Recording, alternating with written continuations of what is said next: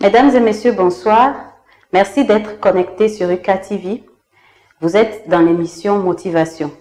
Cette émission qui vous permet de découvrir le parcours professionnel d'anciens étudiants de l'Université de Kara ou d'autres universités du Togo ou d'ailleurs. La meilleure façon de prédire l'avenir est de le créer, selon Peter Drucker. Créons nous-mêmes notre avenir à force de travail, d'efforts et d'abnégation, et le succès sera le nôtre. L'invité que nous recevons aujourd'hui va se présenter dans quelques instants.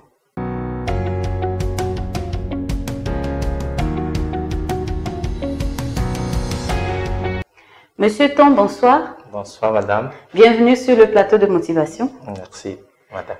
Pouvez-vous vous présenter à nos internautes? Alors, je reprends au nom de Dr Tom Akorin Manzama Eso. Je suis maître assistant en littérature américaine. Je suis au département d'études anglophones à l'Université de Kara. D'accord. Voilà. Alors, pouvez-vous décrire les principales étapes de votre parcours professionnel?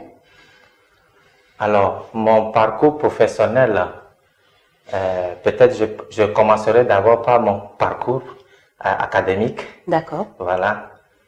J'ai eu mon bac au Collège Chaminade en 2004. Et c'était justement la deuxième promotion de l'Université de Kara, puisque tout juste après, je me suis inscrit au département d'anglais à l'Université de Kara. Donc, de 2004 à 2008, j'ai fait les études justement en anglais, sanctionnées par une maîtrise en littérature américaine. Mais entre-temps, en 2007, la faculté de droit et des sciences politiques a ouvert l'option sciences politiques. Oui. Et c'était ouvert à tous les étudiants désireux de se former en sciences politiques. Donc, je me suis inscrit également dans cette faculté, et ce qui m'a permis donc de sortir en 2008 avec 2 maîtrises. Une maîtrise en littérature américaine et une maîtrise en sciences politiques. Wow. Voilà. D'accord. Donc, tout juste après, j'ai continué les études à l'Université de Lomé avec le DEA, le diplôme d'études approfondies en littérature américaine. D'accord. Voilà. Donc, après l'obtention de ce DEA, j'ai continué tout droit avec la thèse. Donc, une thèse en littérature américaine. Ok. Voilà. D'accord. Bon, revenons maintenant par rapport au parcours professionnel. Je peux dire de 2004 à 2008, comme je l'ai dit, c'était les maîtrises, les 2 maîtrises. Le DEA, je me suis inscrit de 2009 à 2010. Oui. Voilà. Ma thèse, je l'ai tenue, ma thèse en littérature américaine, je l'ai tenue le 3 août 2015. Ok. Mais entre-temps, déjà en 2010, j'ai eu la chance de passer le concours de recrutement des enseignants auxiliaires régionaux. Et par la grâce de Dieu, j'ai été retenu et j'ai été affecté au lycée d'Aklakou, dans la préfecture des Lacs.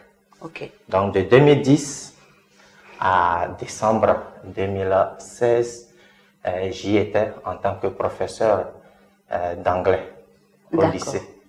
Wow. Voilà. Ce parcours est intéressant. C'est ça. Intéressant. C'est ça.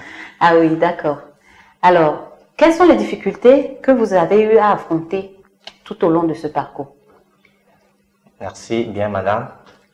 Alors, en termes de difficultés, déjà, depuis la tendre enfance, je peux dire, j'ai eu plutôt beaucoup de chance. Je dirais, j'ai eu beaucoup de chance parce que je suis issu d'une famille où le papa est enseignant, la maman également est éduquée. Donc, j'ai été bien encadré, moi et mes frères. Nous avions été vraiment bien encadrés. Donc, cela a permis à ce que, déjà à 18 ans, j'avais mon bac. Et depuis, disons, tout ce parcours académique, c'était vraiment l'abnégation. Donc, difficulté, je dirais, comme je l'ai déjà dit, plutôt chance, parce que le papa nous suivait, il nous conseillait, la maman également.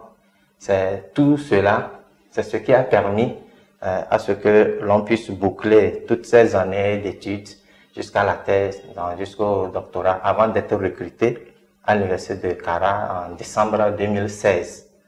Donc, c'est depuis décembre 2016 que je suis recruté à l'université de Kara en tant qu'enseignant au département d'anglais, aujourd'hui département d'études anglophones. Néanmoins, je ne dirais pas que tout ce parcours a été rose. Non. La grosse difficulté, c'était le départ des parents. C'était le départ des parents en 2011, plus précisément le 16 juillet 2011, accidentellement, tous les deux. Alors, c'était vraiment un grand choc. C'était vraiment un grand choc, une grande difficulté, parce que là, c'est comme si on vous coupait la main droite, celle avec qui vous faisiez tout ce que Dieu vous permettait de faire. Le choc psychologique a été très très fort. Et puis, en plus de ça, je devenais prématurément papa et maman parce que, après moi, j'ai quand même des petits frères qu'il faut encadrer, qu'il faut aider. Je peux dire, ce sont ces difficultés-là qui, quelque part, m'ont forgé. Parce que très rapidement, il fallait développer en soi certaines responsabilités. C'est ça. Pour pouvoir tenir Dieu, pour pouvoir avancer. Alors, je parlais de 2011 et donc comprenez que j'étais dans une période de recherche quand j'enseignais. Voilà, je fais en même temps les recherches et il y avait justement les frères, les petits frères qu'il faut encadrer, qu'il faut aider. Donc, ce sont toutes ces difficultés-là que je peux dire, voilà, ont été vraiment des challenges pour moi. Grâce à Dieu quand même, voilà, je remercie l'Éternel, je remercie Dieu parce que malgré tout, l'on essaie quand même de tenir debout et d'avancer. Voilà. Comment justement, comment est-ce que vous avez pu continuer à avancer? Alors, la première des choses, l'éducation que nous avons reçue, moi et mes frères, elle était beaucoup basée sur la foi. La foi, parce que en des moments de difficulté, vous devez avoir la foi. Alors quand je dis foi, je parle de la foi grand F. Ça peut être la foi en Dieu, ça peut être la foi en vous-même, ça peut être la foi en une valeur, mais vous devez, chacun, en ce qui lui concerne, avoir la foi. C'est ça. Donc, c'était l'une des valeurs que les parents nous ont inculquées, qui nous permettait, même en période de difficulté, de se dire, il faut avancer. Voilà. Et une autre valeur, comment, puisque la question c'est comment, une autre valeur que nous avions, dont nous avons hérité également, c'est la détermination. D'accord. La détermination, c'est-à-dire ce que vous voudrez, vous essayez de le poursuivre jusqu'à l'atteinte de l'objectif. Alors déjà, moi par exemple, pour prendre mon cas, déjà en terminale, je me disais que je deviendrai professeur d'université. Ah oui. Voilà. Donc, cette détermination-là était là. Et avec l'aide donc de mon maître, le professeur Komla Messanou Boukbo, voilà. On a essayé de suivre ces pas pour aller jusqu'au bout. D'accord. Voilà. Donc, ok. Alors, si vous aviez des conseils pour les étudiants qui nous suivent, quels seraient-ils? Alors, des conseils à l'endroit des étudiants, je leur demanderai d'être souvent en groupe. Parce que moi, dans mon parcours, le milieu associatif m'a beaucoup aidé. D'accord. Voilà, le milieu associatif m'a beaucoup aidé, que ce soit la chorale, voilà, des clubs, des ONG, parce que entre-temps, peut-être je ne l'ai pas souligné, mais entre-temps, quand je faisais le 2A, voilà, j'essayais quand même de boulotter un peu, voilà, pour gagner quand même quelque chose. Voilà, avant que le concours ne puisse marcher. Donc, le fait d'être ensemble, c'est vraiment une force. Je demanderai donc à nos jeunes étudiants d'être toujours en groupe. Parfois, l'on a de belles idées, mais quand on partage ces idées, on se rend compte qu'on a quand même quelqu'un en face qui a presque la même idée. Oui. Alors, au lieu de cheminer seul, on chemine ensemble et le résultat, lorsqu'on arrive à collaborer, est vraiment waouh, je dirais. Comme on dit, tout seul on va loin, voilà. Mais ensemble on avance mieux. C'est ça, c'est ça. Donc ça c'est le premier conseil. Alors le deuxième conseil à l'endroit de nos étudiants, c'est qu'il faut qu'ils soient déterminés. Il faudrait vraiment qu'ils soient déterminés, avoir des objectifs, travailler pour l'atteinte de ces objectifs et ne pas se laisser distraire par les circonstances. D'accord. Parce que forcément sur le parcours, il y aura certaines difficultés qui arriveront. Mais une fois que l'objectif est gardé, par la grâce de Dieu, on y arrive. Donc il faut être déterminé. C'est ça. C'est la détermination qui permet à ce que lorsque on est en période de difficulté, lorsqu'on semble épuisé, on se rappelle qu'on a un objectif à atteindre. Et cela nous réveille. C'est ça. Donc il faut qu'ils soient déterminés dans tout ce qu'ils auront à faire, avec des objectifs bien clairs, une vision, et avec la grâce de Dieu, je pense qu'ils pourraient atteindre leurs objectifs. D'accord. Merci beaucoup, Monsieur Ton. Madame, c'est moi plutôt qui vous remercie.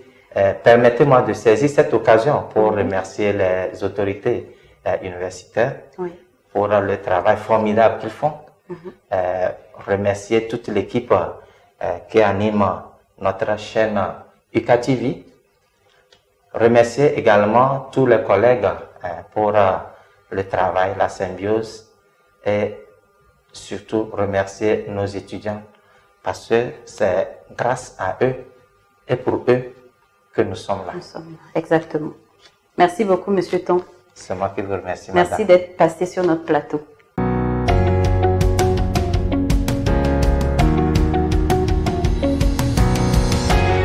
Quatre mots-clés peuvent être retenus de l'intervention de notre invité. Il faut avoir la foi, la persévérance, la détermination et évoluer en groupe.